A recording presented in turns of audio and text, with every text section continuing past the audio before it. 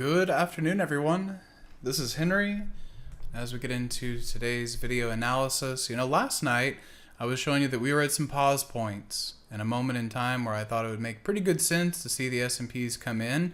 And for the cash index, you did see about a 50-point range today. So there was definitely some weakness in there. But then when you look at how things closed, up in the upper third of the range, above the 5 EMA, and inside the range of the bar that had made a fresh 21-period high. So there are a lot of things inside this that structurally, technically, are actually still doing okay. So proceed with caution for sure. The first couple weeks of December, may be a little bit rough. You may pull back a bit to help facilitate the Santa Claus rally later in the month. But it's all just essentially me telling you that this is a hard spot for me to tell you exactly what the next trade is. I do think if we continue on in a technically bullish way and everything keeps holding where it's supposed to, well, that's where you try to find other names, individual spots that have yet to make their move, still kind of coiled and waiting. And I just wanted to put Applied Materials on your watch list. I think that this name has a lot of potential when you step back and look at it from the weekly chart. Right? You think about its relationship to the 618 and the 786, the measurement of the previous decline and the thought that if it was really going to be bearish and continue in this way, well, then one of these two spots is where it should have failed from.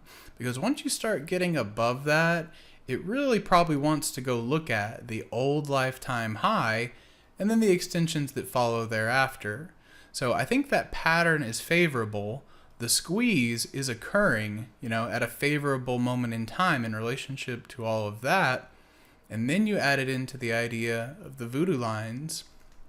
So this is more of the work from David Starr, just the way that he works to project price points that I find that work so well.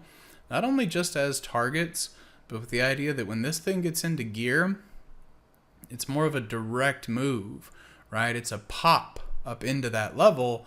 And of course, that's where you can really make some of your best money with options. So, again, just giving this to you as a favorite pick. Try to time it with the markets as best you can. Also, if you want a little more leniency, I like telling traders to risk the debit of your position, so there's not a lot of anxiety around that, and then go out farther than you think you need. If you go out into the February monthlies, that will incorporate this earnings report.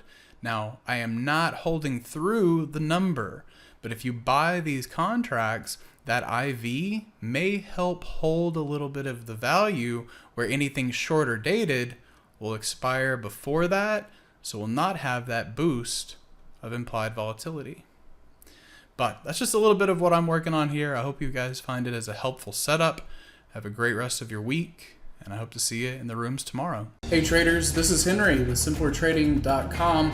I wanted to thank you for watching today's video. I hope you found it helpful, and if so, be sure to click the like and subscribe buttons down below. If you would like to also see me putting these ideas into action and trading my own account live in front of you, be sure to sign up at simplertrading.com, and I hope to see you in the chat room sometime soon.